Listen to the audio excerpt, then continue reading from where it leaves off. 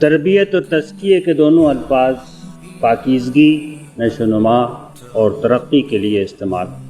پیدا ہوتے ہی سے قدرت نے ایسے انتظامات کیے ہیں کہ انسان کو زندگی بسر کرنے کے لیے جو کچھ بھی سیکھنا ہے وہ سیکھتا چلا جائے۔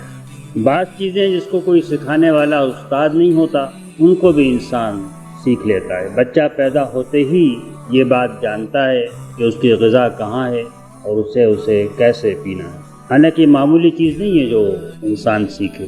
اور 4-5 سال کی عمر تک تو قدرت نے اس کی تربیت کا اتنا بہترین انتظام کیا ہے اور اتنی سرعت کے ساتھ، تیزی کے ساتھ اس کی تربیت ہوتی ہے کہ وہ اپنے خاندان کے، اپنے گھر کے اخلاق، عادات، ایک پوری زبان جس کا سیکھنا اتنا مشکل کام ہے، وہ بچہ آسانی کے ساتھ صحیح زبان، محاورہ، گرامر، لغت، ہر چیز سیکھ لیتا ہے۔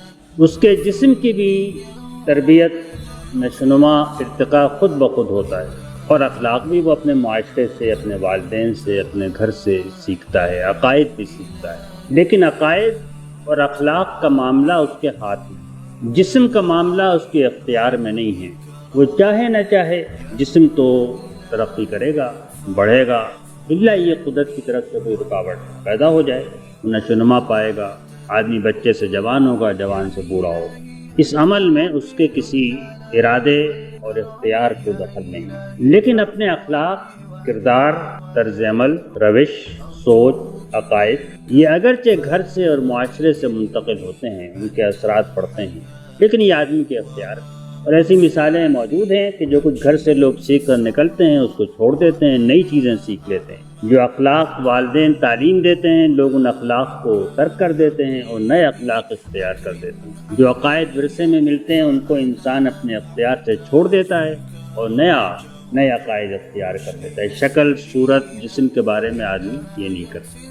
تو دراصل اللہ تعالیٰ نے تربیت کی ذمہ داری ہر انسان پر ڈالی ہے۔ اگر آپ یہ سمجھتے ہوں کہ یہ تربیت گاہیں، یہ درس قرآن، یہ لٹریچر کا مطالعہ یہ خود بخود آپ کی تربیت کر دے گا تو اس سے بڑی کوئی غلط فہمی نہیں ہو سکتی، اس لیے کہ تربیت تو آپ کے اپنے کرنے سے ہوگی۔ اس طرح گھر، والدین معاون ہوتے ہیں، اس طرح یہ ساری چیزیں آپ کی معاون ہوں گی۔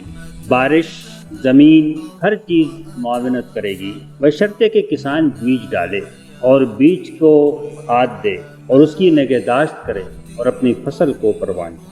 اگر کسان یہ کام نہ کرے تو بارش کو کوئی فائدہ نہیں دے اور زمین کی زرخیزی سے اسے کوئی فائدہ نہیں دے، یہ اس کے اپنے کرنے کا کام۔ اور قرآن مجید نے تزکیے کی ذمہ داری انسان پر بہت صاف انداز میں ڈالی ہے۔ فَأَلْهَمَهَا فُجُورَهَا وَتَقْوَاهَا قَدْ أَفْلَحَ مَنْ زَكَّاهَا وَقَدْ خَابَ مَنْ دَسَّاهَا۔